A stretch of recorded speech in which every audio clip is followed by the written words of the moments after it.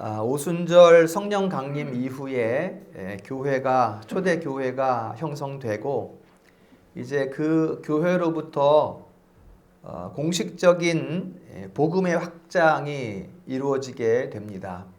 이제 그러한 상황을 우리에게 보여주는 성경이 사도행전이죠. 그 중에서도 초대교회 형성 이후의 복음의 확장이라고 하면 6장의 7집사가 이제 선출이 되면서부터 6장, 7장, 8장, 9장, 10장 그리고 11장 11장까지가 이제 초대교회의 이제 불이 붙는 교회의 확장을 우리에게 보여주고 있다고 우리가 볼 수가 있겠습니다. 그래서 오늘 이렇게 성경을 좀 보면서 우리가 말씀을 나누고자 하니까 좀 성경을 이렇게 펼치면서 같이 보도록 하겠습니다. 사도행전 6장에 보면 이제 사도들이 말씀과 기도에 전념하기 위해서 7집사를 선출합니다. 그리고 얼마 후에 7집사 중에 첫 번째 이름을 올린 스데반 집사가 순교를 하고 이제 예루살렘 교회의 큰 박해, 엄청난 박해가 시작되었다. 이렇게 사도행전 8장에서 이제 그 박해의 시작을 알리고 있습니다. 그 박해하는 자들이 누구인가? 로마 사람들이 아니라 유대인들입니다. 유대인들이 이제 유대인의 교회, 그리스도를 믿는 그 교회를 박해하기 시작을 했고 그 행동 대장이 아주 악을 가지고 있는 사울이었습니다. 나중에 이 사울이 이제 하나님의 진짜 대단한 역사겠죠. 이 사울이 부활하신 주님을 만나면서 이제 박해자에서 증거자로 바뀌게 되는 이것이 이제 초대 교회의 큰 확장의 역사에 자리를 차지하고 있는 것을 볼 수가 있습니다. 자, 8장 한번 펴볼까요? 8장, 사도행전 8장. 여기서부터 우리가 쭉 보면서 넘어가도록 하겠습니다. 사도행전 8장 3절에 보면 이 사울이 악이 받친 사람이에요. 공부는 많이 한 사람인데 아주 악이 대단한 사람. 그러니까 이 사람이 악하게 된 것은 이제 유대교거든요.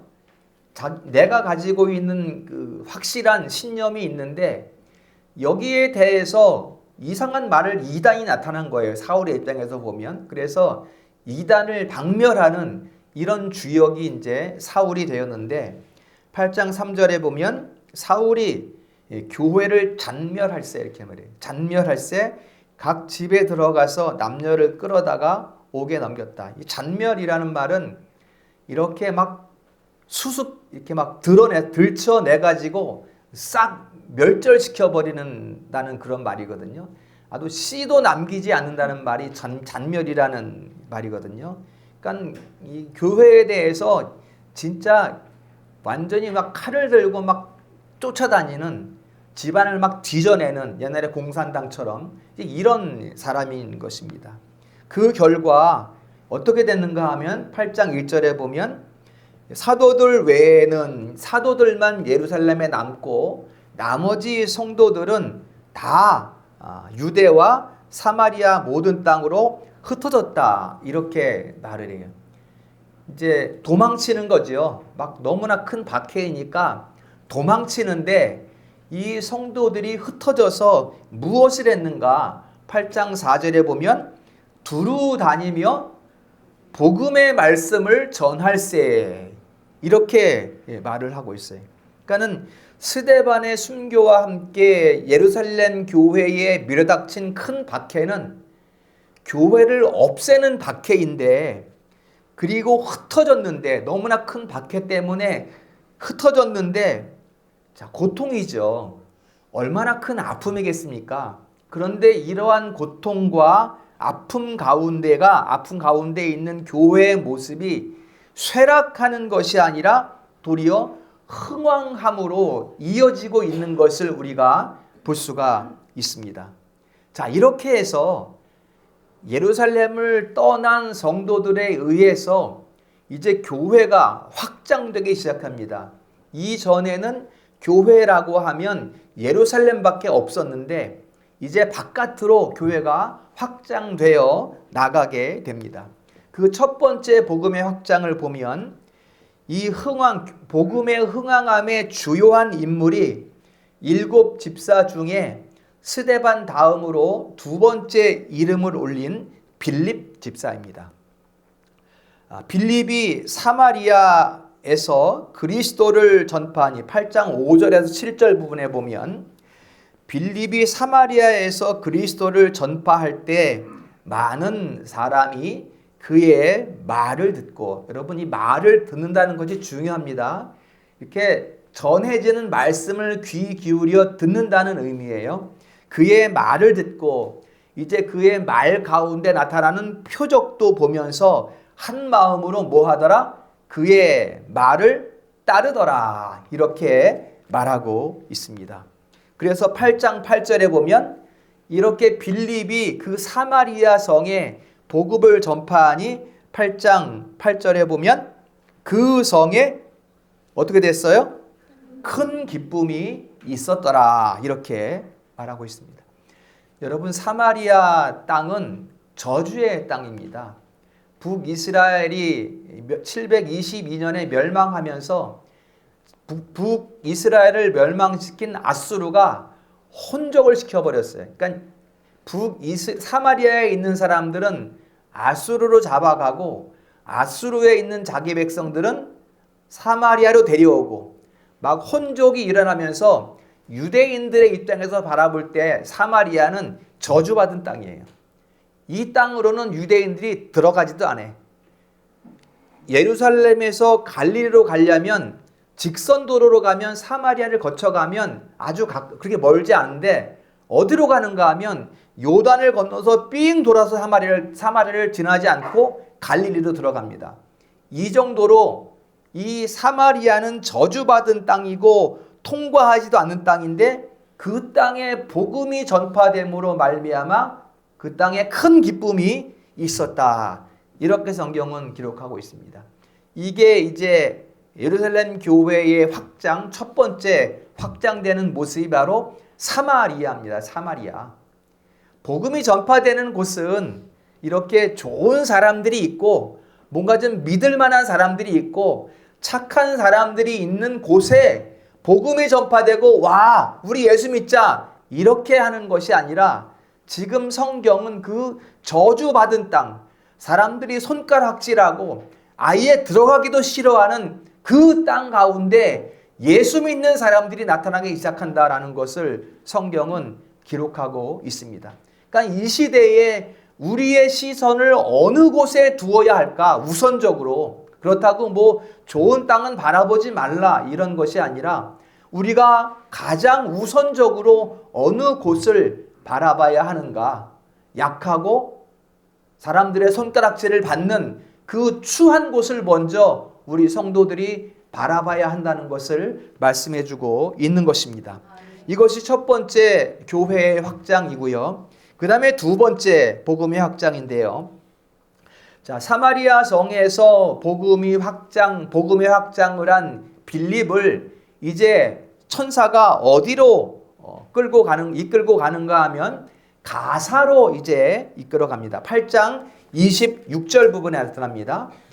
자, 성경 보면서 따라오시면 됩니다. 가사로 빌립을 천사가 데리고 갑니다. 이 빌립이 가사에 가서 누구를 만나는가 하면 8장 27절에 에디오피아 여왕 간다게의 국고를 맡은 내시를 만납니다.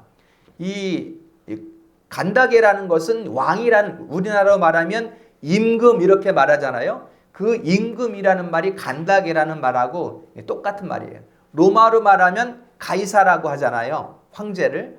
그러니까 여왕 이렇게 말하는 거예요. 그 여왕의 내시, 국고를 맡은 내시, 상당한 이 권력을 가지고 있는 그 사람을 이 빌립이 가사에 가서 만나게 됩니다.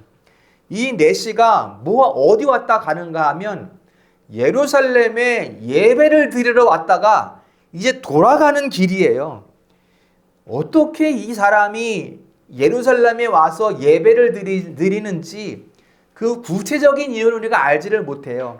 추측컨대 이제 옛날 솔로몬 왕 시대에 에디오피아 여왕이 와서 그 지혜를 보고자 했다는 이런 성경 말씀이 있거든요.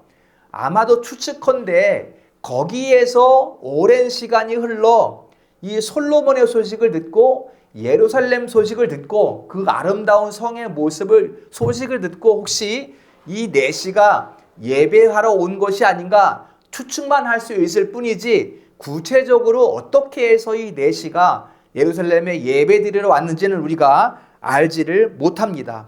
근데 이 내시가 예루살렘에 왔지만 이방인은 성전에 못 들어가요. 그렇기 때문에 그 앞에 이방인의 뜰에서 아마 예배를 드리고 돌아가는 길로 우리가 생각할 수 있습니다.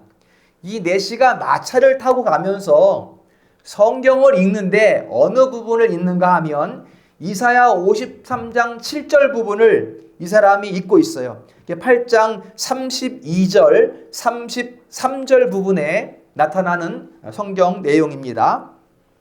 이 내시가 이사야 53장 7절 부분을 이렇게 읽고 가는데 이게 도무지 무슨 말을 하는 건지 도무지 몰라요. 내시는 이게 무슨 뜻인지를 알지 못합니다. 근데 빌립이 거기에 가는 거예요.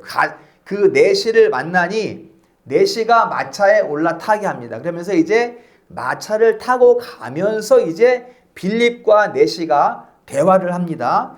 빌립이 물어봐요. 지금 당신이 읽는 것을 깨닫느냐? 8장 30절입니다. 깨닫느냐 하니까 내시가 말해요. 내게 이게 무슨 뜻인지 알려주는 사람이 없는데 내가 어찌 이것을 알 수 있느냐? 8장 31절. 그 다음에 8장 34절에 청컨대 내가 묻노니 이제 가르쳐달라 이렇게 말합니다. 그러니까 빌립이 이야기해요. 35절에 8장. 빌립이 입을 열어 예수를 가르쳐 복음을 전하니 이렇게 말합니다.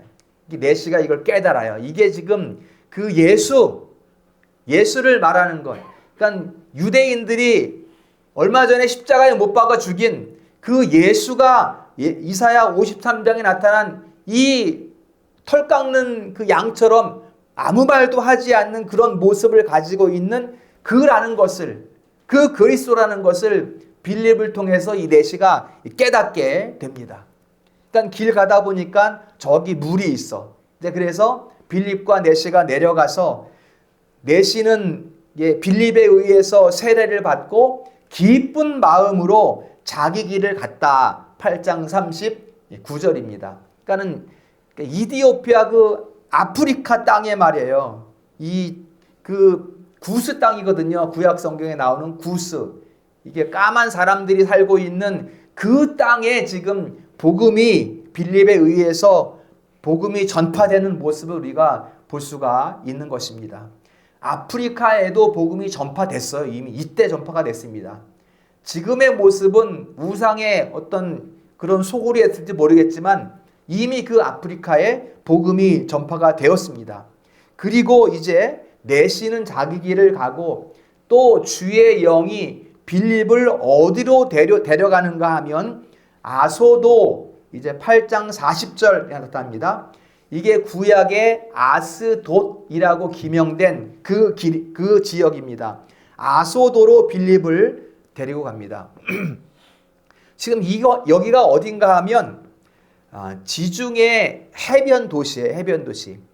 이렇게 지중해가 되어 있는데 이 밑으로 가면 이제 애굽으로 가는 길이고 그 요만큼 꺾이는 그 부분에 가사가 있어요.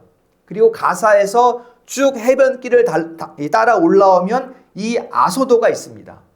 그 다음에 이 아소도에서 조금 더 올라가면 이제 뒤에 나오는 베드로가 머물고 있는 요빠.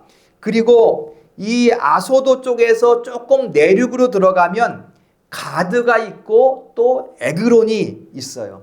여러분이 5개 도시가 어디인가요?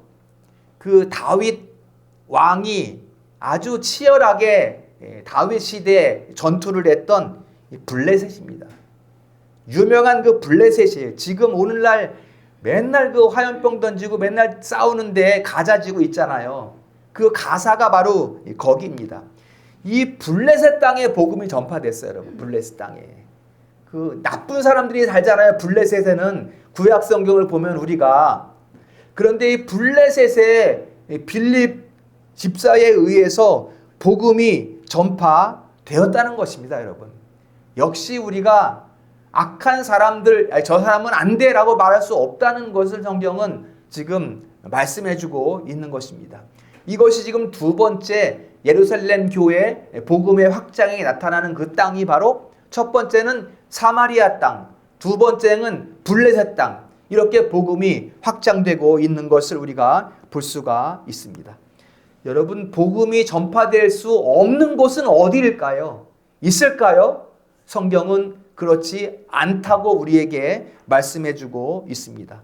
어느 나라가 복음이 전파될 수 없는 곳이며 어느 가정이 복음이 전파될 수 없으며 또 어떤 사람에게 복음이 전파될 수 없는가? 그렇지 않다는 것을 성경은 우리에게 말씀해주고 있습니다.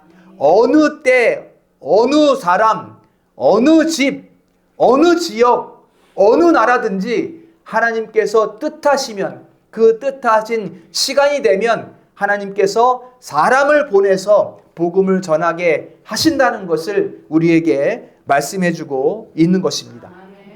여러분, 아까 에디오피아 그 여왕의 간다게의 내시가 어떻게 그때에 예루살렘에 와서 예배를 드리러 왔을까요? 어떻게 또 그 내시가 이사야서를 읽고 있었을까요? 여러분, 사도 바울이 로마에 들어갔지만 이미 거기에는 복음이 전파되어 있었습니다. 로마에는.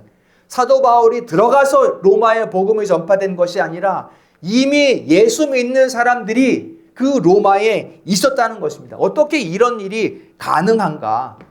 바로 하나님의 언약의 시간표에 따라 하나님께서 먼저 일하신다.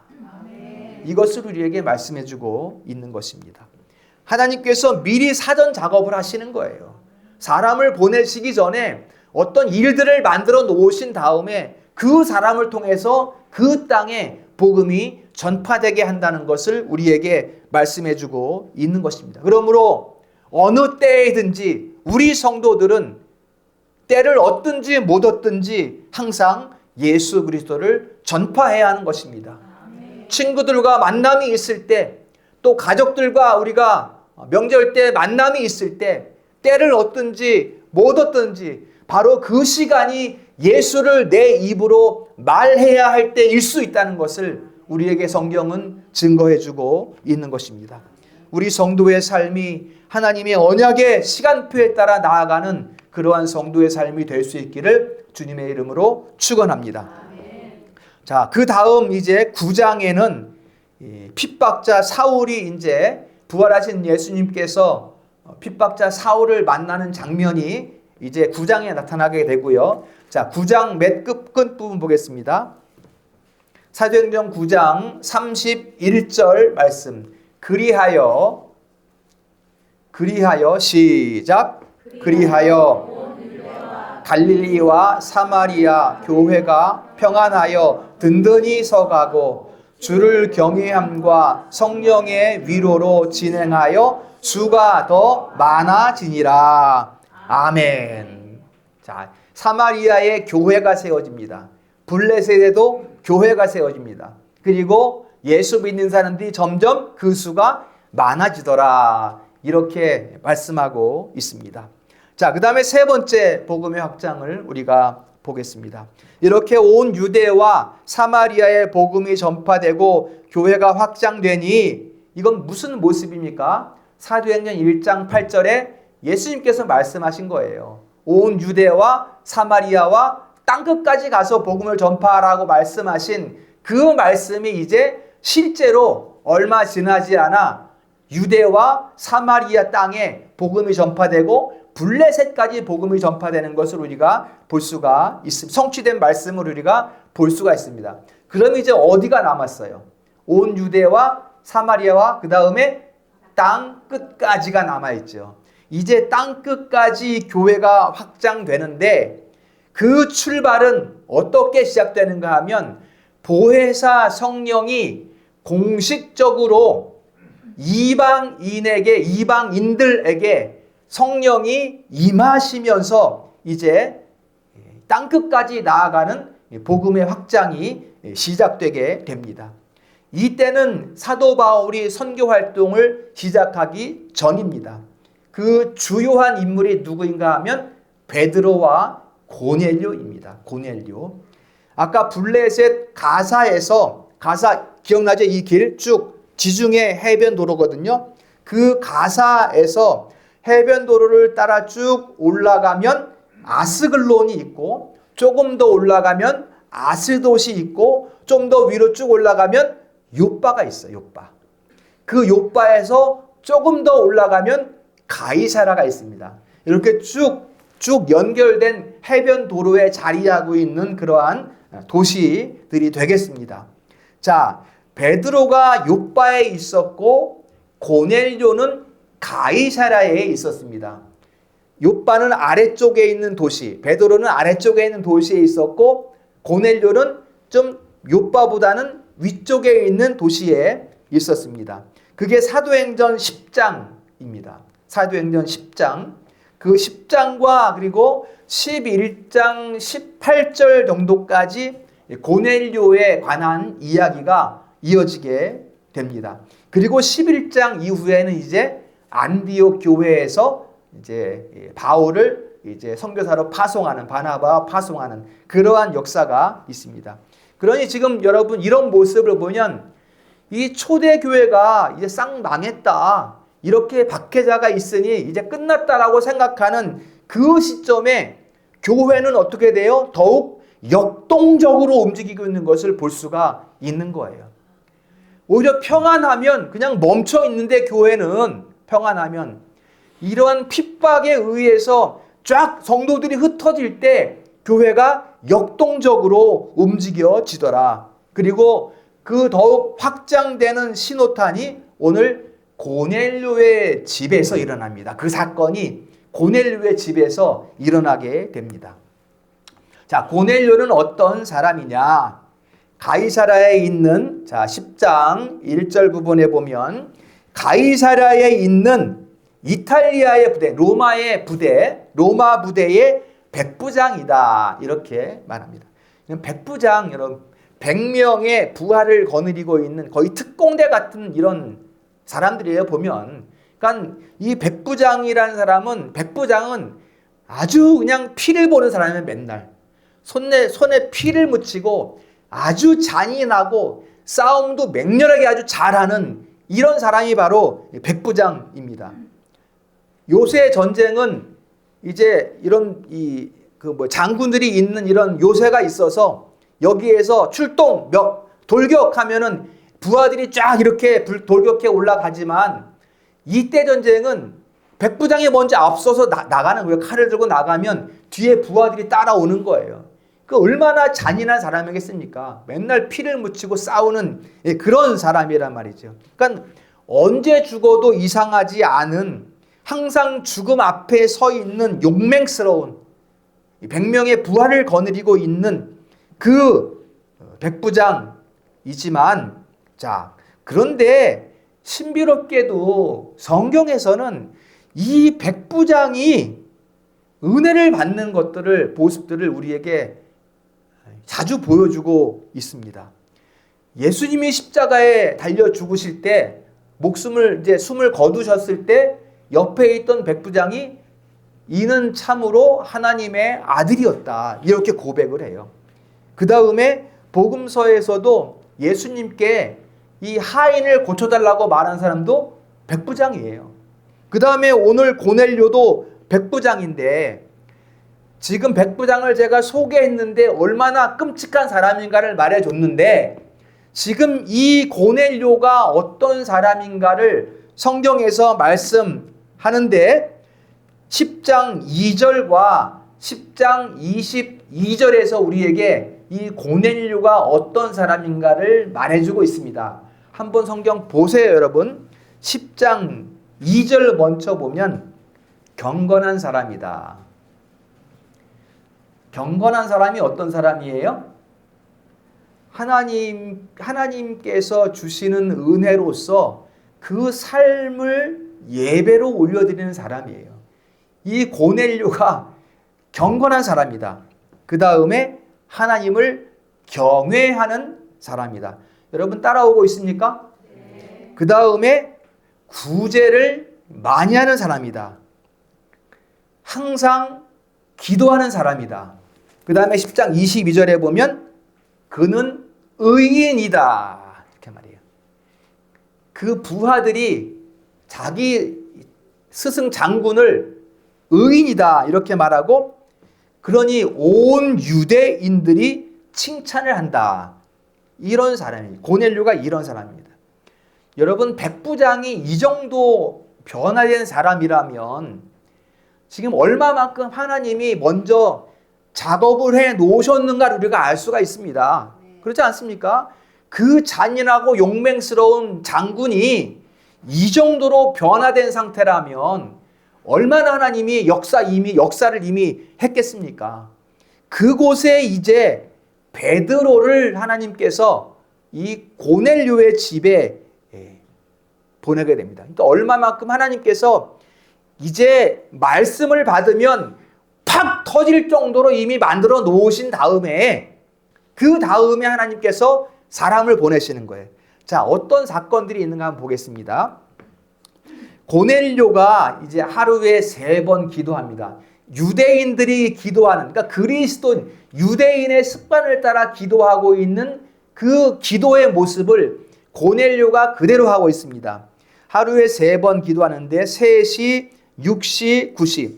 그러니까 여기서 지금 3시라고 하면 오전 9시 생각하면 되고요. 6시라고 하면 정오를 생각하면 되고요. 그 다음에 9시라고 하면 오후 3시를 생각하면 됩니다. 그러니까 어느 날 제 9시에 기도하는데 오후 3시에 고넬료가 기도하는데 천사가 나타나서 말합니다. 자, 여러분 이런 거 우리가 잘 생각해야 됩니다. 너의 기도와 구제가 하나님 앞에 상달되었다. 이렇게 말해요. 뭐가 상달되었다? 기도와 구제가 상달되었다. 그래서 상달되어서 어떻게 되는가 하면 하나님이 기억한 바 되었다. 이렇게 말해요. 이게 얼마나 큰 은혜입니까? 우리 성도들의 삶이 하나님께 기억된 바 되시기를 주님의 이름으로 축원합니다. 그러려면 기도해야 돼요, 우리가 여러분. 그리고 옆 사람을 돌아볼 수 있어야 돼. 이웃을 돌아볼 수 있어야 돼. 우리 이 불우한 자녀들을 돌아볼 수 있어야 돼. 우리 청년들을 돌아볼 수 있어야 돼. 그래야 그 마음이 하나님께 상달되지 않겠습니까? 기도해야 된단 말이야. 자, 뭐라고 말하는가 하면 천사가 나타나서 너의 이런 삶이 하나님께 기억한 바가 되었으니 이제 사람들을 욥바로 보내서 베드로라는 시몬을 청하라. 이렇게 천사가 고넬료에게 말합니다. 10장 5절이죠. 찾았습니까? 자, 그래서 고넬료가 이제 사람을 보냅니다. 10장 8절에 보면 고넬료가 사람을 보냅니다. 자, 사람을 어떻게 챙겨서 보내는가 보십시오. 그러니까 고넬료가 사람을 막 보내는 것도 아니고 이게 하나님께서 딱 생각하게 하셔서 어떤 사람을 보내는가 하면 부하 2사람과, 이 부하면은 이제 군인이겠죠. 그렇죠? 부하 2사람과 또 한 사람 누구예요? 경건한 사람 하나. 고넬료의 집 사람인데 고넬료를 닮아서 경건한 사람이에요. 하나님을 아는 사람이고 예배를 아는 사람을 욥바로 10장 8절에서 보냅니다. 이제 길을 갑니다. 3사람이. 이튿날 길을 쭉 내려가면서 이튿날 욥바에 도착할 즈음 베드로는 뭐 하고 있냐? 제 6시쯤에 이제 정오쯤에 이 사람들이 거의 이제 무도장이 시몬의 집에 도착할 즈음에 베드로가 뭐 하는가 하면 10장 9절에 기도를 하고 있어요. 제6시에 지붕에 올라가서 기도를 하는데 환상 가운데 이제 또 베드로를 사전 작업하십니다. 하나님께서 환상 가운데 내 귀퉁이에 매단 것 같은 보자기 같은 그릇이 이렇게 내려오는데 그 안에 보니까 10장 12절에 보니까 그 안에 온갖 부정한 짐승들이 다 들어 있습니다. 그런데 하늘에서 소리가 납니다. 베드로야, 일어나서 잡아먹으라. 이렇게 말해요. 이건 뭐 유대인으로서는 생각도 할 수 없는, 지금도 제가 이제 아는 분께 들은 바로는 우유를 가지고 고기 파는 집에 못 들어간대요.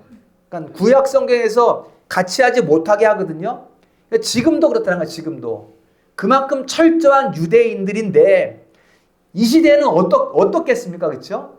얼마나 율법대로 살아가는 유대인들이었겠어요. 베드로도 마찬가지입니다. 그리고 베드로가 말하죠. 그럴 수 없습니다. 내가 속된 것을 결코 먹은 적이 없습니다. 먹을 수 없습니다. 이렇게 말합니다. 그러니까 15절에 뭐라고 하는가 하면, 야, 하나님께서 깨끗하게 하신 것을 네가 속되다 하지 말라. 이렇게 지금 하나님께서는 이제 좀 있다가 올 이방인들에 대해서 지금 베드로에게 알려주고 있는 모습이 이 부정한 짐승들을 통해서 지금 베드로에게 말씀하고 있는 것입니다. 그때 이런 일이 3번 있은 후에 그 매단 그릇이 쭉 하늘로 올라가고 그때 마침 문을 두드리는 이런 소리가 들립니다. 자, 여러분, 어떻게 이런 일들이 그때에 기도하고 그때에 그릇이 내려오고 그때에 문을 두드리고 어떻게 이런 일들이 딱 짜 맞추듯이 꼭 영화 찍는 것 같잖아요. 드라마 같잖아요. 어떻게 딱 이런 일들이 맞춰서 진행될 수 있을까요? 요즘에 영화 찍고 드라마 이렇게 만드는 거를 보면 아마 이 하나님께서 주신 지혜로 하는 것 같아. 아무래도 이 상황들을 딱 짜서 맞추잖아요. 그 감독들이. 이 감독들도 아마 하나님께서 은혜를 주신 것 같아. 하나님께서 딱 그 상황들을 정확하게 맞춥니다. 기도하는 가운데 이루어지고 있다는 것을 기억해야 돼요. 여러분, 이 일들이 어느 때에 이런 일들이 짜 맞추어진 듯이 일어나고 있는가? 고넬료가 기도할 때, 베드로가 기도할 때 이런 일들이 일어나고 있다는 거예요. 지금 기도와 기도가 서로 통하고 있다는 것을 말하고 있어요. 나는 여기에서 기도하는데 나 혼자 기도하는 것 같지만 저쪽에 하나님께서 다른 사람을 기도하게 하신다는 거예요. 나는 여기서 힘들 것 같은데 하나님 탄식함으로 기도하는데 나에게 힘 주시는 상황을 열어가기 위해서 하나님께서는 저쪽에서 다른 사람을 기도하게 하시고 있다는 것을 우리에게 말씀해주고 있는 것입니다. 모르는 사람이 서로 기도하고 있는데 하나님께서는 그 기도를 통해서 어떻게 해요? 교회를 확장시키고 계신다라는 것을 우리에게 말씀해주고 있습니다.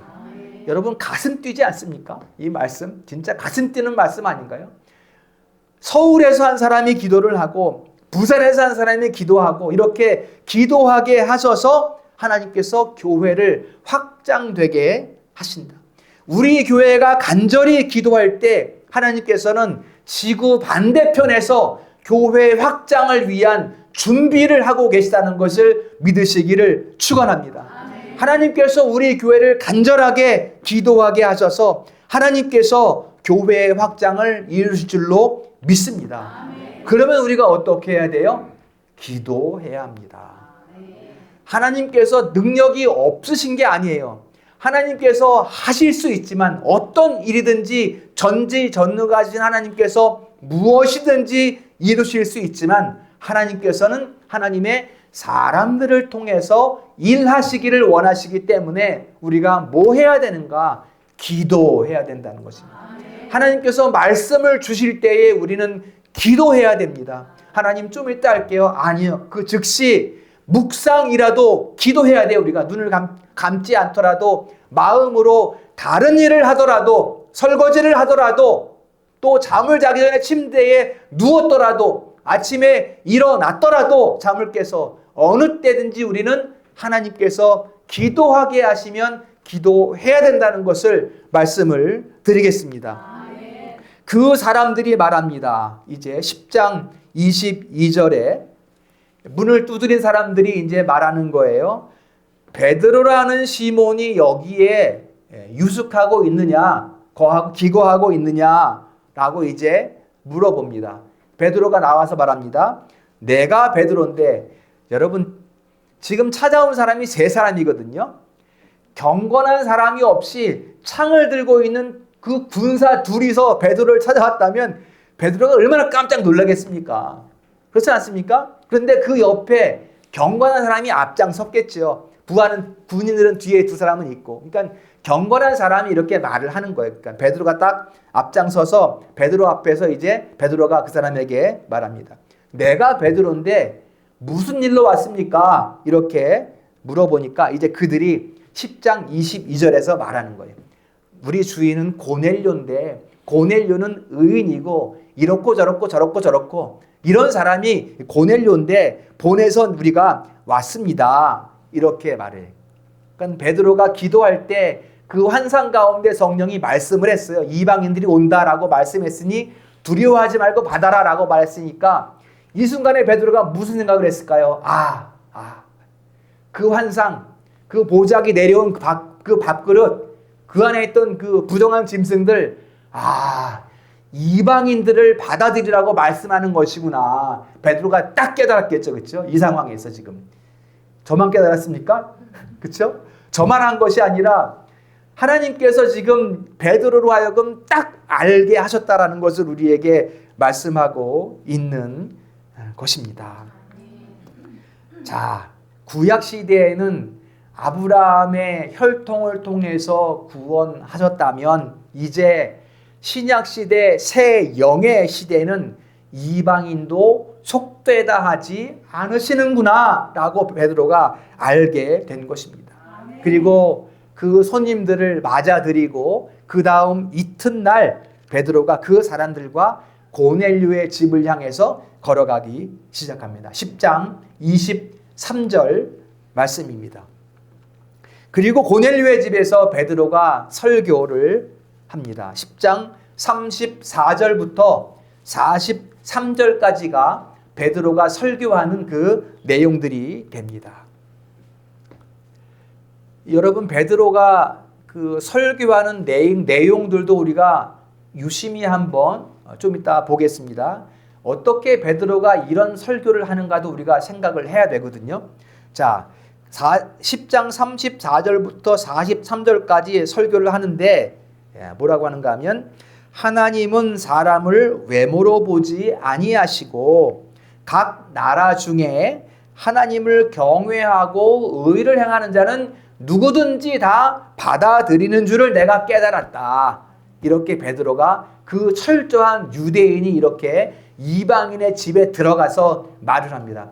나중에 11장에 가면 이 사건을 이제 예루살렘 교회에 가서 보고하거든요. 유대인들이 막 혼을 내요. 아니 네가 어떻게 할례 받지 않은 이방인의 집에 가서 거기서 같이 밥을 먹냐? 이렇게 말을 할 때 베드로가 지금 이 내용을 쭉 설명을 합니다. 그러니까 예루살렘 교회에 있는 사람들도 이제 이방인들에게도 성령이 임하는구나 이렇게 다 알게 됩니다. 베드로를 통해서 11장에. 거기까지 우리가 오늘 가지는 않겠습니다. 자, 이제 새 시대가 이렇다는 것을 베드로가 확실히 그 유대인 베드로가 깨닫게 되었고요. 하나님께서 사람을 구원하시는데 지금 우리에게 하시는 말씀이에요. 사람의 외모를 보지 않습니다. 사람의 외모를 보고 하나님이 구원하시지 않습니다. 혈통도 보지 않습니다. 어떤 조건도 보지 않습니다. 그러나 무엇을 봐요? 하나님을 경외하는가. 그리고 의를 행하는 사람. 그들은 누구든지 하나님께서 받으신다라는 것을 말씀하고 있습니다. 우리도 그들을 받아야 돼요, 여러분. 하나님을 경외할 수 있는 사람. 아까 말씀드린 박경숙 성도 같은 사람은 사모하고 있어요, 여러분. 저한테 교육하는데 처음 와서 질문이 뭔가 하면 왜 항상 기도할 때 예수님 이름으로 기도하라고 하는 건가요? 질문을 해요. 제가 또 가르쳐 드렸어요. 그러니까 사모함이 있단 말이에요. 이런 사람들은 항상 이게 경외거든요. 하나님 앞에 나아가기를 원하는 이런 사람들이 경외하는 사람들이거든요. 이런 사람들을 받아들이라라고 말씀하고 있는 것입니다. 저와 여러분들은 오늘 어떤 모습인가요? 초라한 모습인가요?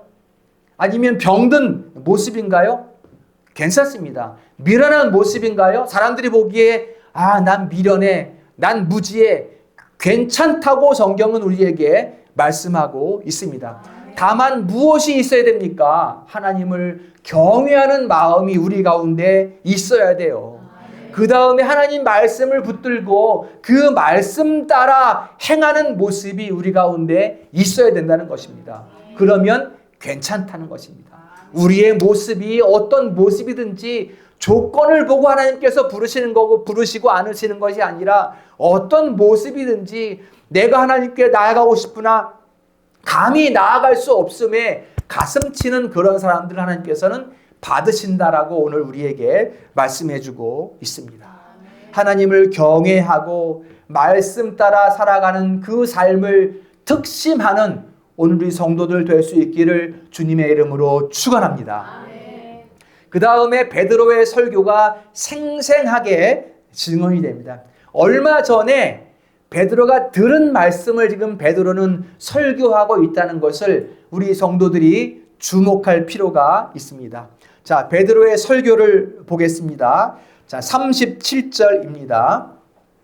10장 37절에 보면 요한이 세례를 반포한 후에, 세례 요한을 말하는 거예요. 그러니까 얼마 전에 있었던 일이에요. 예수님이 나타나시기 전에 세례 요한이 이제 예수님 오실 거라고 이제 막 돌아다녔잖아요. 세례 베풀면서. 그 요한이 세례를 반포한 후에 38절 하나님이 나사렛 예수에게 성령과 능력을 기름 붓듯 하셨음에 그 예수가 두루 다니면서 선한 일을 행하시고 마귀에게 눌린 자를 고치셨으니 39절에 따라오고 있습니까? 예. 우리는 그가 행하신, 우리는 이제 나를 베드로를 말하는 거예요. 예루살렘 교회를 말하는 것이고 우리는 그가 행하신 모든 일의 증인이라. 지금 내가 증인이라고 말해요. 베드로는 내가 증인이다. 그 다음에 40절에 자 39절에 우리는 모든 증인이라. 그런데 그 유대인들이 그를 나무에 달아 죽였다. 그러나 40절에 하나님이 사흘 만에 다시 살리사. 42절에 우리에게 명하여, 이제 예수께서 죽으셨는데 하나님께서 33일 만에 살리시고 이제 우리에게, 제자들에게 명하사 살아있는 자와 죽은 자의 재판장으로 그 예수를 정하신 것을 뭐하게 하셨다? 증언하게 하셨다는 것을 말해요. 그 다음에 43절에 보면 그를 믿는 사람들이 다 그의 이름을 힘입어 죄사함을 받는다 하였느니라. 이렇게 지금 베드로가 설교하고 있습니다. 이게 지금 베드로가 말한 것이 지금 우리가, 여러분 스스로가 돼야 돼요. 내가 돼야 됩니다. 지금 베드로는 누구예요? 이 설교를 보면 예수 그리스도의 부활의 증인입니다. 이게 제자거든요. 제자. 부활의. 지금 우리가 누구가 돼야 돼요? 어떤 사람 돼야 돼요? 부활의 증인, 곧 제자가 되어야 된다는 것을 말씀하고 있는 것입니다. 예수께서 우리를 위하여 십자가에 달려 죽으시고 다시 살아나셨다. 이 부활의 증인이 우리가 되어야 한다는 것을 말씀하고 있는 거예요. 이걸 고백하는 자가 바로 제자입니다. 우리 모든 성도들이 예수님의 제자 되기를 축복합니다. 자, 그 다음에 중요한 내용이 이어집니다. 자, 44절 다 같이 읽습니다. 44절 시작. 베드로가 이 말을 할 때에 성령이 말씀 듣는 모든 사람에게 내려오시니. 아멘. 자, 성령이 임했어요. 고넬료의 집에 지금. 고넬료가 사람들을 다 모아놓고 베드로를 청했단 말이에요. 베드로가 그 집에 들어올 때는 고넬료가 바짝 엎드렸어요. 근데 그러지 마 베드로가 일으켜 세운 다음에 여러 사람 모였는데 거기서 설교를 막 했단 말이에요. 설교를 하니 그 말을 듣는 사람들이 위에 성령, 보혜사 성령이 충만하게 임하셨다. 이렇게 말씀하고 있습니다. 여러분, 자 44절 눈으로 한번 보세요. 44절. 여러분들 44절 볼 때에 중요한 부분이 뭡니까? 지금 여기에서 중요한 부분이 뭐예요? 말씀을 듣는 사람에게입니다. 말씀을 들어야 한다는 것을 말씀하고 있어요. 귀를 열고 선포되는 말씀을 들을 때에 성령이 역사하신다는 것을 말씀하고 있습니다. 이게 여러분 성령의 증언인 성경의 증언이니까 뭐 제가 하는 말이 아니니까 틀림없단 말이에요. 그 전해지고 가르쳐지고 선포되는 말씀을 귀 기울여 들을 때 성령께서 역사하신다는 것입니다. 그 들려지는 말씀이 우리 가슴에 새겨지게 하신다는 것입니다. 그 새겨진 말씀이 우리 삶의 능력이 되게 하신다는 것입니다. 이게 우리 성도들의 삶의 능력이 될 수 있기를 주님의 이름으로 축원합니다. 그런데 이 시대는 왜 이러냐 말이에요. 이 시대는 그 이름을 믿는 자들에게는 참된 회개가 일어나는 성령의 역사가 있는데, 그러면 이 시대에는 왜 이런 성령의 역사가 없는가? 참된 회개의 역사가 이 시대에는 왜 없는가? 무슨 말이에요? 그렇다는 것은 듣지 않는다는 것이에요. 귀 기울여 하나님의 말씀을 듣지 않기 때문에 참된 회개의 역사, 회개하게 하는 성령의 역사가 일어나지 않는다는 것입니다. 또 하나는 뭐예요? 그 베드로의 설교와 같은 그 진리의 말씀이 선포되지 않고 있다는 거예요. 그러니까 역사가 없는 거 아니겠습니까? 저 혼자 생각하는 걸까요, 이거 여러분? 바른 말씀이 선포되고 진리의 말씀이 선포되고 우리가 왜 열심히 살아야 되는지를 말해줘야 되잖아요. 예수로 말미암아 구원받은 내 삶이기 때문에 나는 충성되이 교회를 섬기고 하나님을 예배하는 자리에 나아갈 수밖에 없다는 것을 고백할 수 있어야 되잖아요. 그러기 위해서는 진리의 말씀이 선포되어야 하고 또 귀 기울여 들어야 한다는 것을 성경은 우리에게 말씀해주고 있는 것입니다. 그 다음에 또 우리가 귀 기울여 말씀을 잘 들어야 되는 이유가 무엇인가 하면, 자 여러분 아까 잠시 제가 언급을 했는데 베드로가 설교하는 이 내용들이 뭐냐 말이에요. 베드로가 그냥 이렇게 설교해야 되겠다 생각하고 설교한 건가요? 아니에요.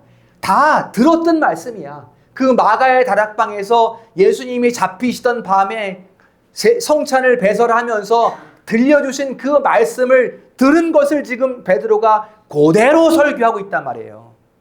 그 다음에 예수님이 승천하실 때 말씀하신 그 말씀을 그대로 지금 설교하고 있단 말이에요. 또 예수님이 오시기 전에 세례 요한이 돌아다닌 것을 직접 눈으로 보고 보고 듣고 느낀 것을 지금 그대로 지금 베드로가 설교하고 있단 말이에요. 그러니까 여러분 우리가 들어야 된다. 선포되고 가르쳐지는 그 말씀을 귀 기울여 잘 들으셔야 합니다. 그 말씀이 언젠가 베드로 이거 보면 뭐예요? 내 입으로 전해질 말씀이 된다는 것입니다. 내가 전해야 할 말씀을 지금 하나님께서는 듣게 하신다는 것입니다, 여러분. 그러니까 귀 기울여 들으셔야 됩니다. 그리고 그 말씀이 내 삶의 능력이 됩니다. 베드로가 담대하게 예루살렘 교회에 가서 담대하게 말하는 거 보십시오.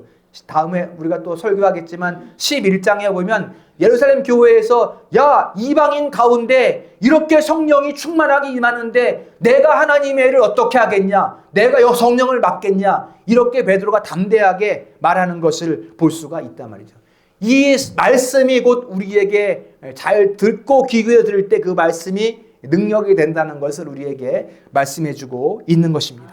바로 이 부분이 세 번째 초대교회의 복음의 확장의 모습입니다. 이 세 번째 확장의 모습은 이제 사마리아와 유대 그 이스라엘 땅만이 아니라 이제 이방 땅끝까지 나아가는, 스페인까지 나아가는 복음의 확장으로 이루어지는 그 초석이 된다. 그게 바로 이 고넬료의 집이라는 것입니다. 저는 이런 생각을 해봅니다. 로마에 어떻게 교회가 먼저 형성되어 있었을까? 사도 바울이 들어가기 전에. 아마 제 생각에 틀렸는지 모르겠지만 이 고넬료가 본국으로 귀환해서 아마도 복음의 증언자가 되지 않았을까? 이런 생각도 우리가 해볼 수가 있는 것입니다. 바로 이 고넬료의 집의 사건, 공식적인 사건이에요. 성령이 공식적으로 이방인들 무리에게 충만하게 임함으로 말미암아 이제 이방 선교의 초석을 놓았다는 것을 우리가 생각해 볼 수가 있습니다.